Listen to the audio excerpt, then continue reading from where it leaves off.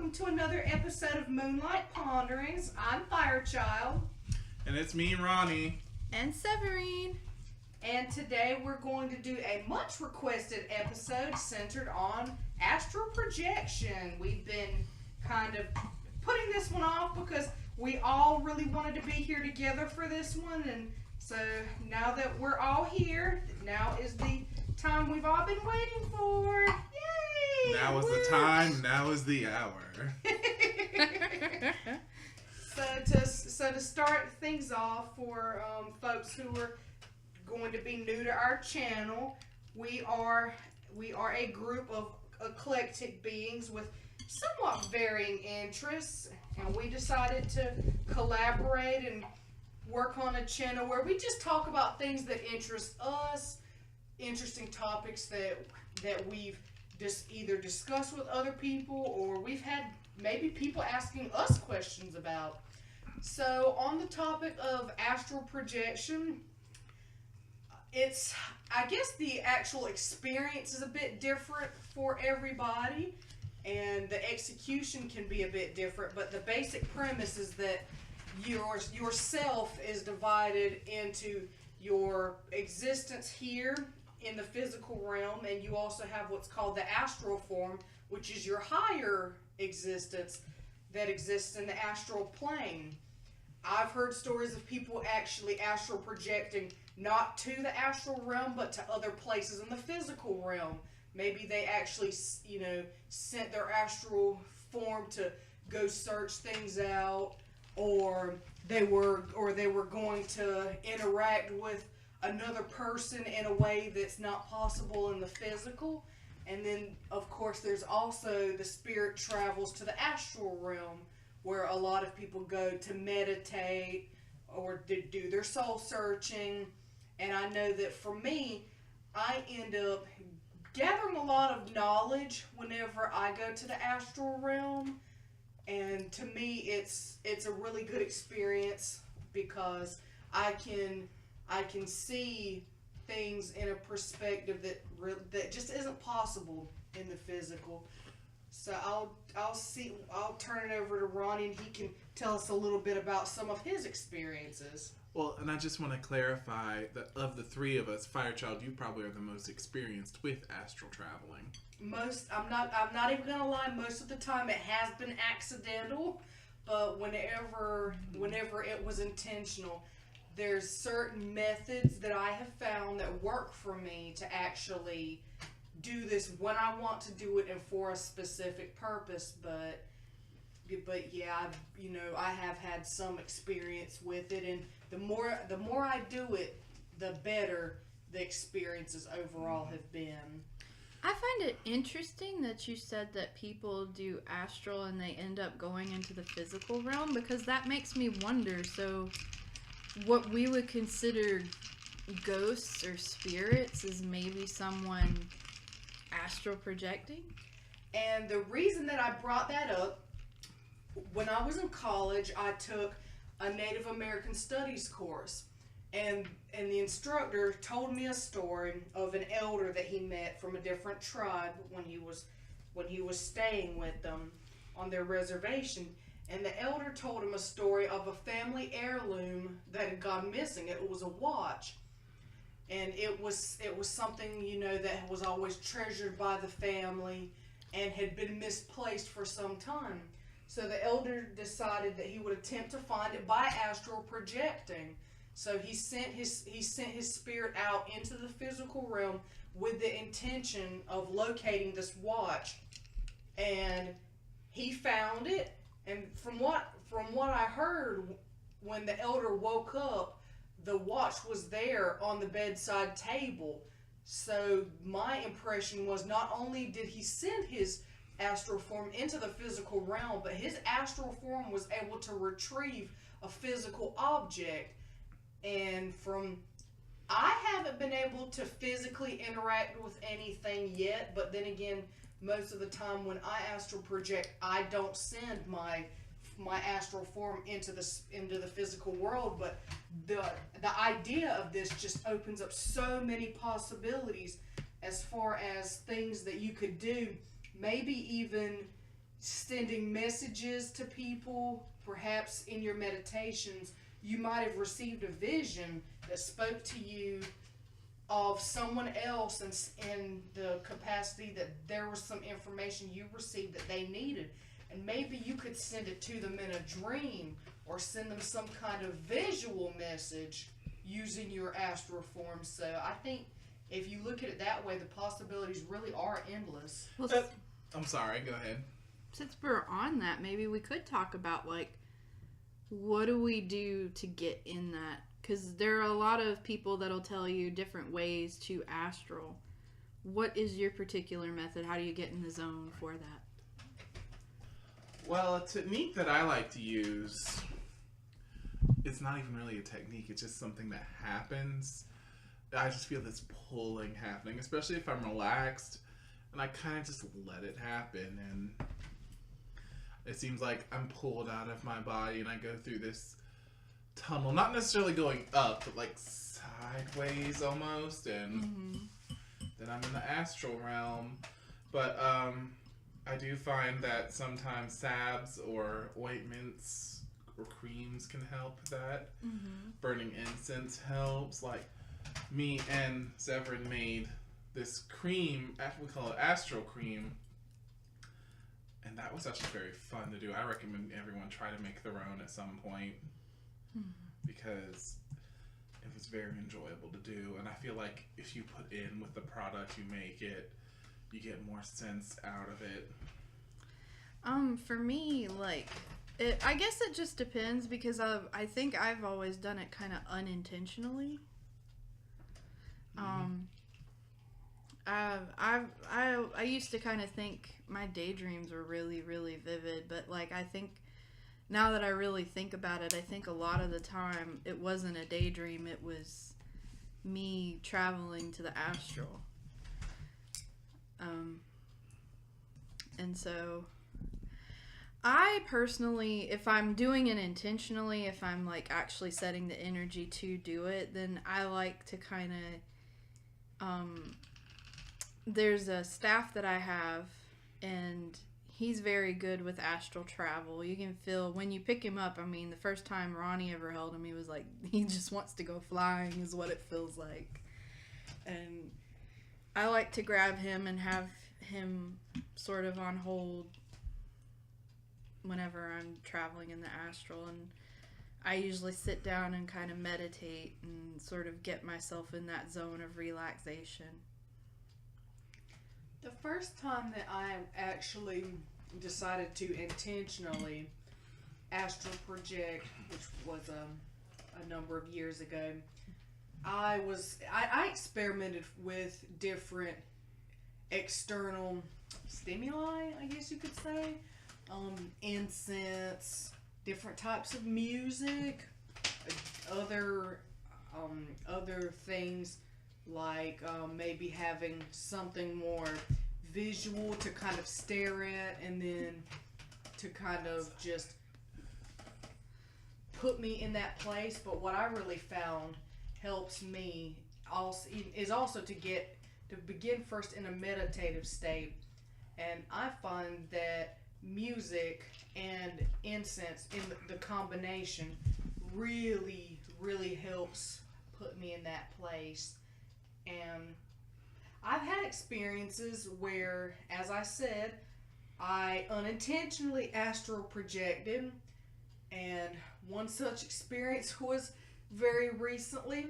I thought it would be a genius crackerjack idea to play a cymbal on my head in my crown chakra. So needless to say, aside from some of the sort of negative effects, I did astral project. I just kind of like flew out of my body, and it was a jarring experience. So for me, at least for a while, I don't think I'll be doing that again. Yeah, and some of the spirits you work with didn't really enjoy that either, did they? No. And I had never really done any kind of vibratory work with them. The only other serious experience I had dealing with my singing bowl was unintentionally throwing Ronnie out of his physical form. I once Making me astral project. Yeah, and that was so not the intention. We were doing an impromptu ritual. I hadn't really prepared, but the dragons that I had at the time, whenever I usually acquire a new dragon friend, they're usually in a sleeping form. But for some reason, I had felt like a few of them had started stirring. And, I had done things, rituals with Severine before where I just had a dragon or two just chilling out in the space. And 3 or 4 of them wanted to participate that day. And I was just like, okay, cool, whatever. So I really got into it. I found a groove. I got lost in it. And I wasn't quite fully all here anymore. Well, next thing I know, like a domino effect, dragon after dragon started waking up, and apparently the experience was too much for poor Ronnie, and he was thrown out of his physical form, and Severine had to jump out and bring him back. So it can happen unintentionally in ways that you don't ever really plan for, and I've also been around certain musical stimuli or smelled certain things that kind of pulled me away from my body when I wasn't in the most grounded place. And I would say that's a good thing to incorporate into whatever your personal technique is. For us, singing bowls is a big part of it. Whether or not it's the physical singing bowl, or for me, I can pull up there's usually like YouTube videos where they have them playing for hours on end, and you can listen to that, and that's a very otherworldly sound. It's just, to me, it's drums and just certain tones that flow in a certain rhythm really will set me off. But normally for me, I have to be completely relaxed and quiet.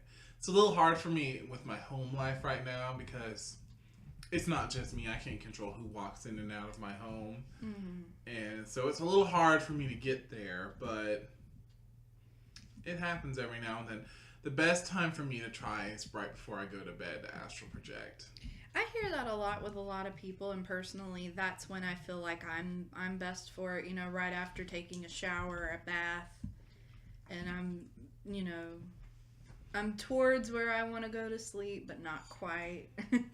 As far as the YouTube videos that Severine mentioned, the only time I have ever really had an experience with a recorded sound that was anywhere close to akin to what I experienced in, physically having a singing bowl present was this one video that Severine found of an individual receiving healing from crystal singing bowls, and there were about 20 assembled, and the vibrations that I felt coming through the recording were insane, because I had never really had that kind of connection with a recording before. I definitely think we should talk about crystals. Not crystals. Always crystals. Always crystals. But singing bowls, I think, could be a topic for another video, too. Oh, yeah. There's a lot more to singing bowls than just astral projection. Well, instruments in general, I think, are a topic worth talking about, because instruments, I think, are very, very powerful in craft work. If you guys have watched our channel, then you've seen the videos I have of my kalimba, which is the African thumb piano. It's just such a fun word to say. Kalimba. And it's even more fun to play, because sometimes when she has it out, I'll just... And I'm like her. I honestly feel like the fact that music, can really interact with you in an otherworldly way, I also feel like it's very conducive to spirit work. And I mean, I've had times where she had her kalimba out, and I just started playing it, and I was just gone. I don't know who was playing that kalimba, but it's like I was just in another place. For me though, high emotions tend to, my patron, he's very little protective, not very little, he's very protective of me, and You were trying to downplay how protective he was. Yeah, I but heard we that. know better. he's protective of me, and like if there's something that's very high emotion and stuff like that, and I can be away, he will tend to be like, "Come on, you're going away now," because you can't cope. You're gonna get your emotions high, and then your body's gonna start freaking out. And gonna end up having a panic attack. So. And well, Ronnie briefly mentioned the others. I call them the others just because, you know, you have your spirit guides. You also have your oh my goodness, I'm losing words. Your familiars, totems, what have you. But then there are also spirits that dwell with me. They're not really there to guide me or lead me in particular. They do help me, but they just kind of hang out. And so sometimes, especially if I'm forced out of my body, like Ronnie said, if it's either maybe a dangerous situation or it's something that may be difficult for me to cope with in my current state, my familiar may actually pull me away, and then one of the others will manifest and kind of, you know, assume my form. And there's only a couple of people who have seen it that kind of recognize it for what it is, mostly because the 2 to 3 who usually do kind of have, you know, very specific personality quirks that sort of give them away to people that are very familiar with me. Oh yeah. I personally I've never really had a bad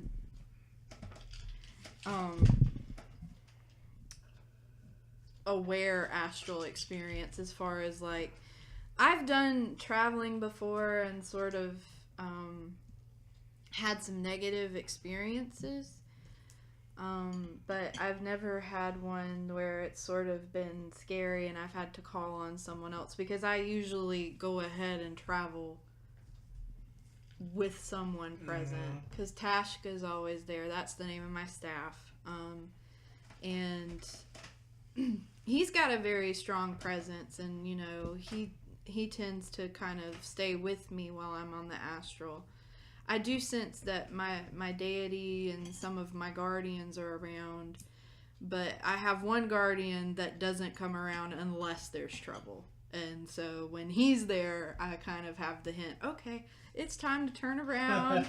It's time to go. He doesn't show up unless something's wrong. And which, it's not always, in my case, it's not always a situation where I actually say, oh, you know, this is not a good situation for me to be in. There have actually been a couple of cases where I was not in the strongest place, and there were entities on the rise that wished me harm, and my familiar actually sensed them before I did, and he pulled me back. And it usually happens at night, right before I go to sleep, which is good because it's not like an empty shell has to kind of wander around, you know, acting weird. Mm-hmm. But you know, there have been a few instances where my familiar will say, you know, you need to prepare yourself before you face this. Now, I know, Firechild, that your astral form changes from your physical form. Severin, does yours? Oh yeah. A lot of times, I mean, I've never really talked about it before, but I really do feel fae. I think Ronnie and I both kind of feel like we're fae, and that doesn't mean like that. Literally a little Tinkerbell-esque fairy. Like, I mean, like, I do see myself with sort of these iridescent wings, but I feel like I'm fully sized human. And then there's other times that I've sort of seen myself as more mermaid.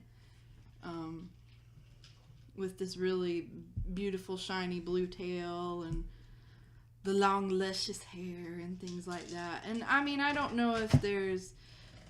The thing with me about what I've noticed about Astral too is I think that, well, with anything, that you perceive it how you perceive it. Like I have another friend, and we recently did some work on the Astral together, and he asked me if I would just be there, sort of to just be a presence there, and I actually physically blinded myself in my astral form, like I wore a blindfold. And he was like, well, why did you do that? And I was like, because I feel like if I tell you how I see it, it's going to influence how you see it, and I don't want that to happen, because you're seeing it the way you see it for a specific way, and it might not be how it appears to me. Because I mean, you know, just in your everyday life, like, if I got bit by a dog as a kid and you've had nothing but loving, wonderful experiences with dogs, in the astral, me seeing a dog is going to be very different from you seeing a dog. That's true, because, like, if I see a snake, it's going to tend to creep me out a little bit, whereas if you see a snake, you're going to go, come here, baby. Oh, yeah, I've had snakes come up to me in the astral and, like, you know, actually ride along with me, so... I'm very much so a shapeshifter in my astral form. I do typically have 3 main set forms. There's the mermaid, which can swim through air, funny enough. Then there is the phoenix me, which is just a bird made of flames, is what it looks like. And then there's just the me. With sort of an elvish look to him. Yeah, my form shifts. It's whatever sort of other characteristics it takes on. There's usually wings involved, and as far as a humanoid shape, I'm usually a good bit shorter than my physical form, but it can either look very similar to how I appear as a human, or I also have very dragon-esque features sometimes, covered in scales with a more dragon-like face. That happens a lot. Or it's a full-on dragon form, which is you know, that's something that I've experienced more recently as far as the earliest experiences that I've had with that one. I've had some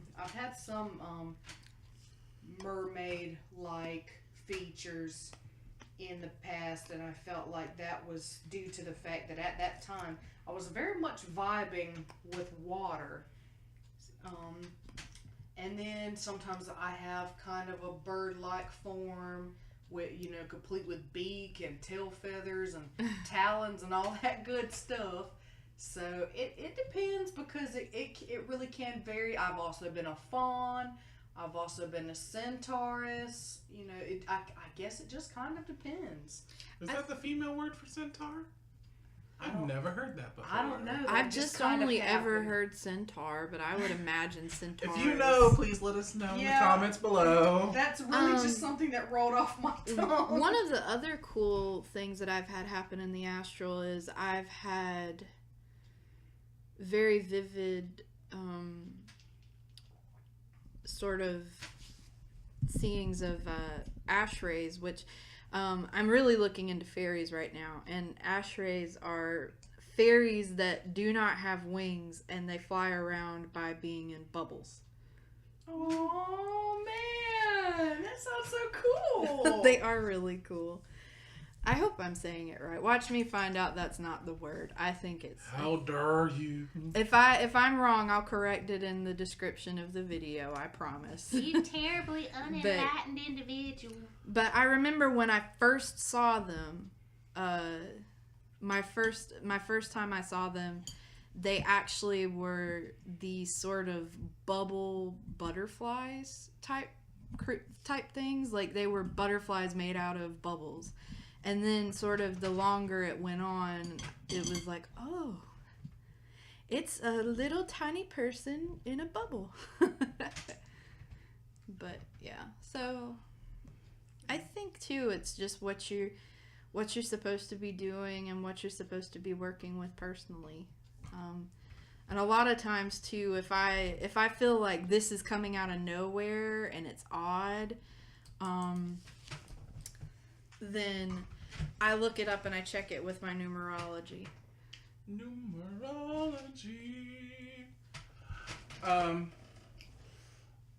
Well, guys, I would like you to just talk about your astral experiences in the comments below.